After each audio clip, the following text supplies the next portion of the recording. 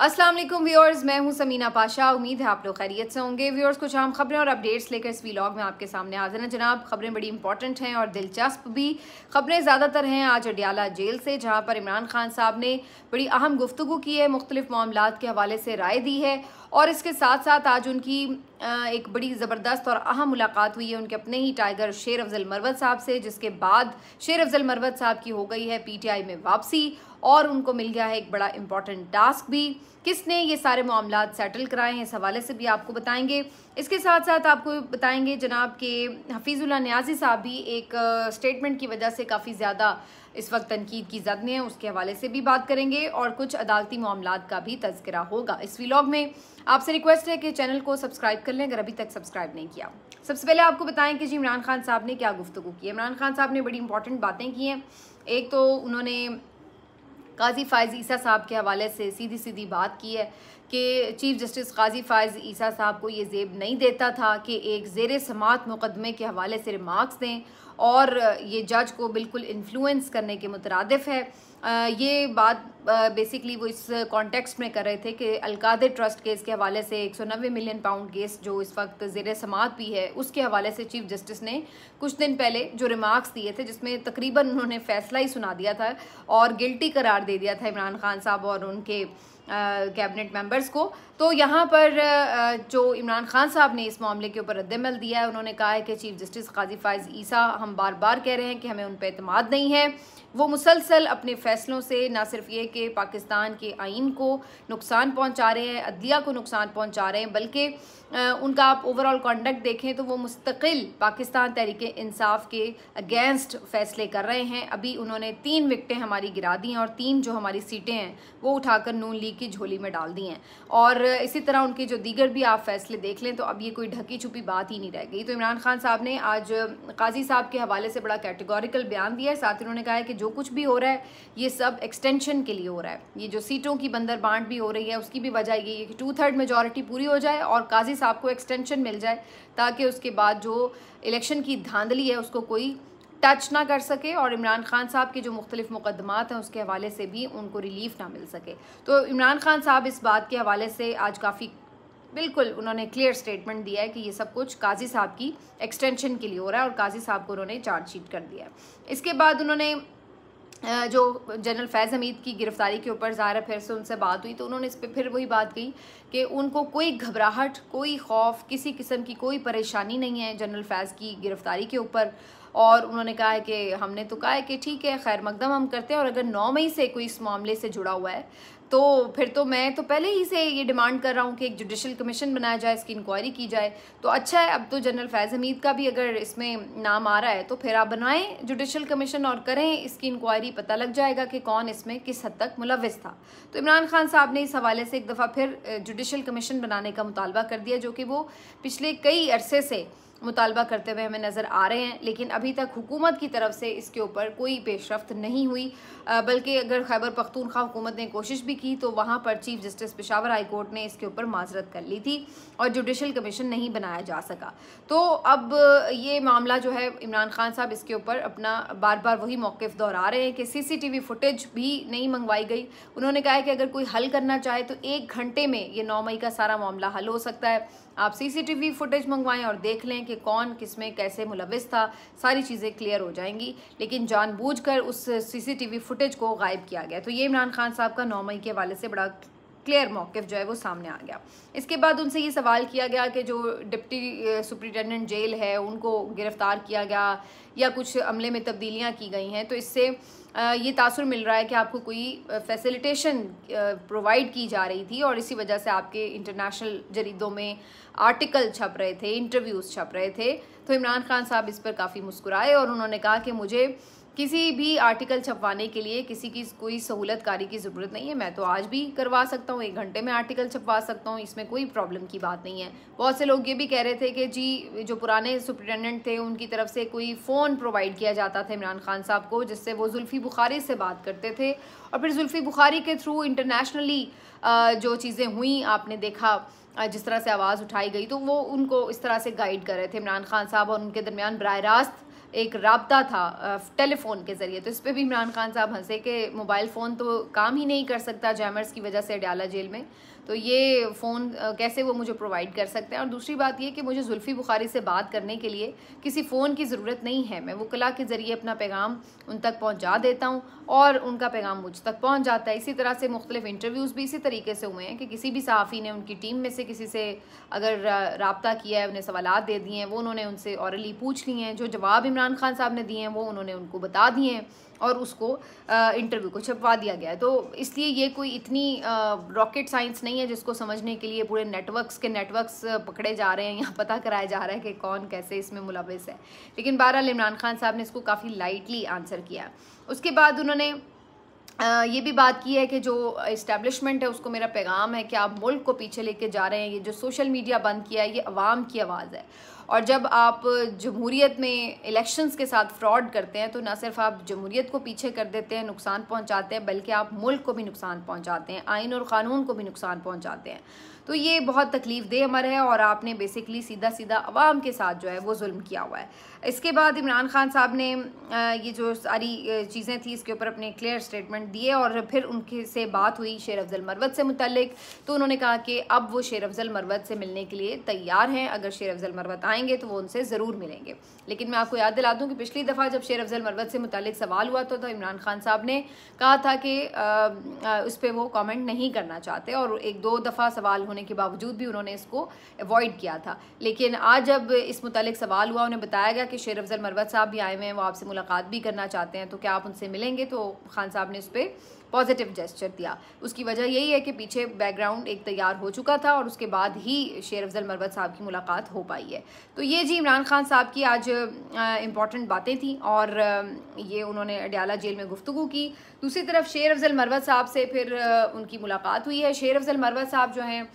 वो आज बैरिस्टर गौहर के साथ मुलाकात के लिए गए और बेसिकली बैरिस्टर गौहर ने बहुत अहम किरदार अदा किया शेर अफजल मरवत साहब की वापसी के हवाले से। जब ये खबरें भी आई थी, नोटिफिकेशन भी आया था, उस वक्त भी बड़ा वाज़ेह उन्होंने कहा था कि मेरी कोई इसमें राय शामिल नहीं है, मुझे किसी ने एतमाद में नहीं लिया, ना मेरी इजाज़त से ये हुआ है। और उन्होंने उस वक्त भी कहा था कि शेर अफजल मरवत कहीं नहीं जा रहे और वो हमारे साथ ही हैं और मैं ख़ुद इमरान खान साहब से इस सिलसिले में बात करूँगा। तो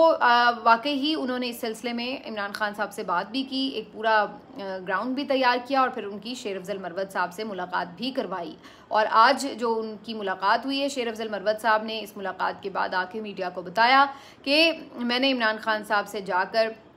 हाथ मिलाया तो इमरान खान ने मुझे गले लगा लिया और फिर उसके बाद उन्होंने कहा कि यार तुम आते ही नहीं मिलने। तो फिर उन्होंने कहा, बताया कि भाई मैं तो आता रहा हूँ लेकिन मुलाकात नहीं हो सकी। बहरहाल फिर उसके बाद इमरान खान साहब ने उनको भी समझाया कि जो पार्टी के अंदरूनी मामलात हैं उसके हवाले से बार बार मीडिया पर बात करना मुनासिब नहीं है, इससे मीडिया वालों को भी बात बढ़ाने का मौका मिलता है, आपस के इख्तलाफात ज़्यादा तवील हो जाते हैं, बढ़ जाते हैं, तो ये चीज़ें नहीं होनी चाहिए। इस पर उन्होंने दोबारा से उन्हें इंटीमेट किया है। और दूसरी तरफ इमरान खान साहब से जो शेर अफजल मरवत का शिकवा था कि आपने मेरा पॉइंट ऑफ व्यू सुने बगैर ही मेरे बारे में अगर कुछ सोच लिया तो ये दुरुस्त नहीं था, तो उन्होंने भी अपनी बात की। तो इस तरह ये दोनों ने अपनी अपनी जो चीज़ें थी सामने रखी। लेकिन ज़ाहिर है शेर अफजल मरवत साहब को इमरान खान साहब ने समझाया तो है, अब वो समझे हैं या नहीं ये एक अलग सवाल है, क्योंकि वो कह तो रहे हैं बाहर मीडिया में आकर के जी मैं अब बिल्कुल पार्टी क़यादत के ख़िलाफ़ कोई बयान नहीं दूंगा और बाकी भी जो लोग हैं पार्टी मेंबर्स हैं उनसे भी मेरे अब कोई शिकवे नहीं हैं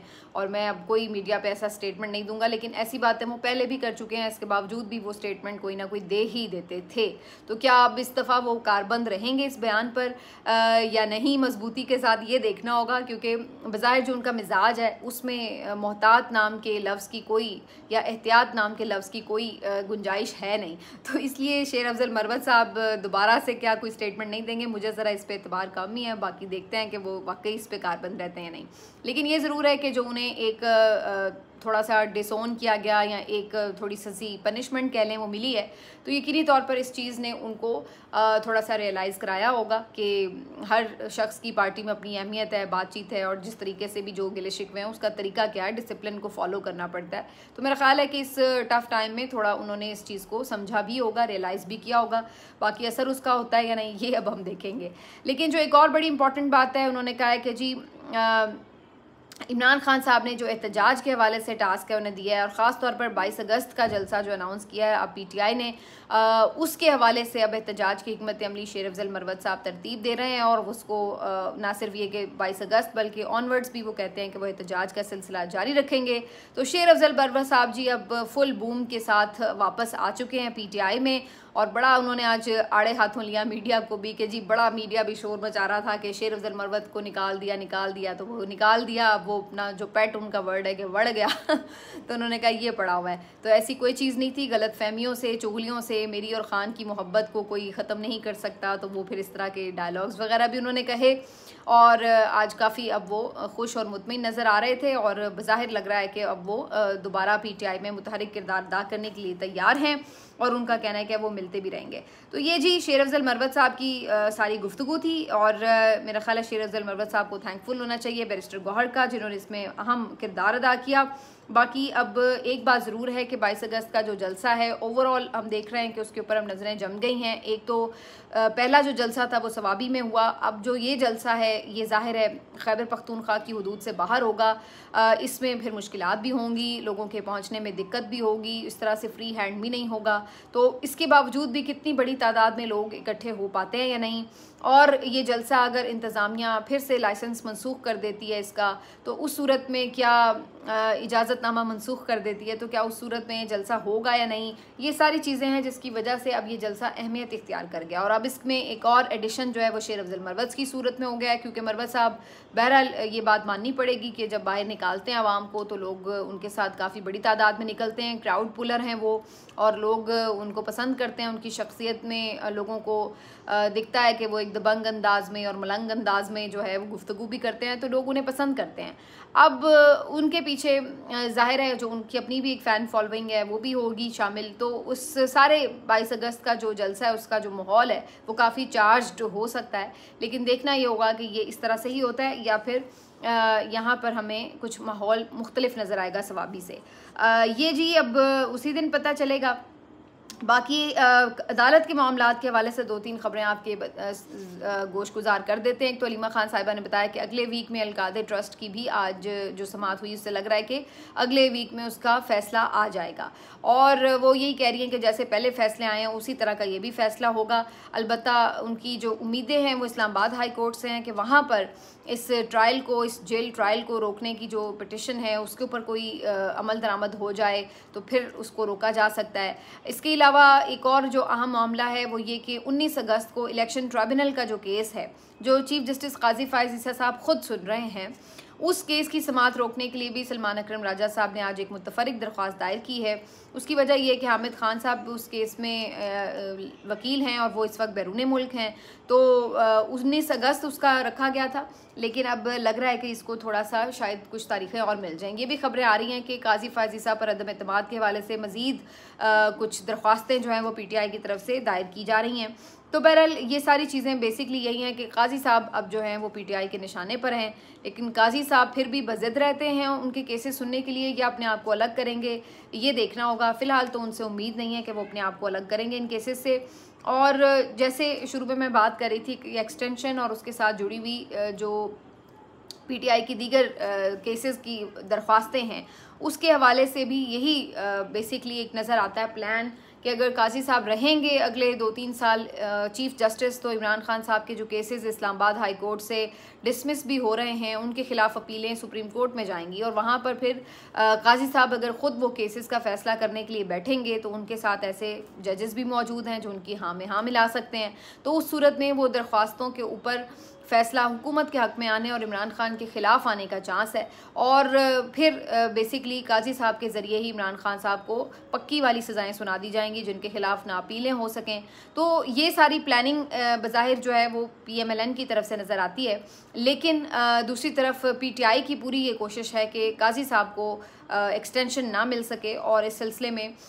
उन्होंने बार बार ये कोशिश की है कि जो अदम एतमाद है वो भी किया जाए ताकि वो बैठे ही ना उनके केसेस में। लेकिन अब इस सारे सूरत हाल में जो नज़रें हैं वो जस्टिस मंसूर अली शाह साहब अपकमिंग चीफ जस्टिस के ऊपर आ जाती हैं। और ये भी कुछ लोगों ने अब ख़बरें दी हैं कि जस्टिस मंसूर अली शाह साहब के ख़िलाफ़ भी कोई रेफरेंस वगैरह फ़ाइल करने की तैयारी की जा रही है, कोई उनके ख़िलाफ़ भी महाज खुलने जा रहा है। तो PMLN ये बहुत बड़ी गलती भी कर रही है और ये बहुत शर्मनाक हरकत भी है कि आप आने वाले चीफ जस्टिस को अभी से मुतनाज़ बनाकर उनके हवाले से पहले से ही ये केसेस वगैरह फ़ाइल करके उनको मुतनाज़ बना रहे हैं ताकि उनकी जो चीफ जस्टिस बनने की राह है उसमें रुकावट डाली जा सके। तो इसका असर उल्टा ही होगा, बज़ाहिर तो ऐसा नज़र आ रहा है, क्योंकि अदलिया के जो जजेस हैं वो इस बात पे बड़े क्लियर हैं और जो मखसूस नशिस्तों का फ़ैसला था बेसिकली वो इसी बात का मजहर था कि अदलिया अब क्या सोच रही है और किधर खड़ी है। तो अब देखते हैं आखिर में जब आपका बुरा वक्त चल रहा होता है तो आप इसी तरह की गलतियां करते हैं, तो उन्हीं में शायद ये एक गलती होगी जो इस वक्त PMLN की हुकूमत अगर करती है तो होगी। बाकी एक जो गुफ्तगू है न्याजी साहब हफीज़ुल्लाह न्याजी साहब की वो काफ़ी वायरल हो रही है,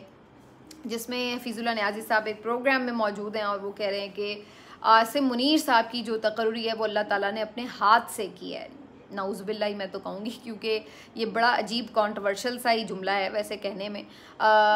सबको मालूम है कि उनके साहबजादे हसन न्याजी इस वक्त मिलिट्री कस्टडी में हैं, मिलिट्री कोर्ट में उनका ट्रायल चल रहा है और वो कई दफ़ा आपदीदा भी हुए हैं, परेशान भी हुए हैं, उनकी मुलाकातें भी उस तरह से नहीं बीच में हो पाई, तो उस वजह से वो ज़ाहिर है एक बाप की हैसियत से बड़ी तकलीफ़ में हैं। अल्लाह उनकी तकलीफ़ दूर करे, उनके बेटे को रिहा करवाए जल्द। लेकिन जो इस वक्त उनका ये जुमला है ये बड़ा सब इस पर बात भी कर रहे थे कि ये बेसिकली क्या इस्टेब्लिशमेंट को खुश करना चाहते हैं इसलिए इस तरह की बात की है उन्होंने, या वाक़तन जेन्युइनली वो समझते हैं कि आसिम मुनीर साहब कोई ख़ास रूहानी शख्सियत हैं जिनके ऊपर अल्लाह ने कोई ख़ास करम किया हुआ है। तो ये बहरहाल हमारे यहाँ एक वैसे जनरली अब मैं बात कर रही हूँ कि बड़ा ये एक ट्रेंड सा बन जाता है कि हम इस तरह के किसी की मदह सराई में या किसी की तारीफ़ में या उसकी आप क्या वो कहते होते हैं पाक दामनी बयान करते हुए बाज़ुकात बहुत आगे चले जाते हैं, बड़ा तजावुज़ कर लेते हैं। मेरा ख्याल है ये मुनासिब बात नहीं है। मुझे याद है और यह मकबूल जान साहब ने भी एक दफ़ा जनरल बाजवा साहब के हवाले से इसी किस्म की कोई स्टेटमेंट दिया था, तो उसके ऊपर भी इसी तरह बड़ी तनकीद हुई थी और उसके भी वो ख्वाब में कोई बशारत हुई और उसके बाद उनकी जो है वो तकर्रुरी हुई थी और प्रॉफिट ने आके उनके ऊपर जो है वो कोई बशारत दी थी या इस टाइप की कोई उनकी गुफ्तगू थी। और इसी तरह से अब हफीज़ुल्लाह न्याजी साहब भी ये जो बात कर रहे हैं तो ये भी बड़ी अजीब सी बात है कि जी अल्लाह ताला ने अपने हाथ से की है, क्योंकि ये इस तरह की बात मुनासिब बात बिल्कुल भी नहीं है। अगर आप ये कहना भी चाह रहे हैं कि जी अल्लाह का कोई उन पर ख़ास करम है तो आप यही अल्फाज इस्तेमाल कर लें बजाय इसके कि आप ये मुतनाज़ बात करें जिससे ये तासुर मिल रहा है कि पता नहीं। अब मैं इस पर मज़ीद खैर करके कोई और नहीं बात करना चाहती कंट्रोवर्शियल, लेकिन एहतियात बरतनी चाहिए। ठीक है आप परेशान हैं, ठीक है उनका बेटा मिलिट्री कस्टडी में है, लेकिन तारीफ़ करने की या अगर जेन्युइनली भी आप इवन तारीफ़ कर रहे हैं तो तब भी उसके कई बेहतर अल्फाज हो सकते हैं बजाय इसके कि हम बड़ी बड़ी हस्तियों से लोगों को मिला दें या हम बड़े बड़े वाक़यात को जोड़ लें अपने छोटे छोटे दुनियावी मामलात के साथ। तो उससे बेहतर ये है कि हम इस तरह की चीज़ों में ना ही दीन को घसीटें। मिलते हैं आपसे अगले वीलॉग में, अपना ख्याल रखिए, अल्लाह हाफ़िज़।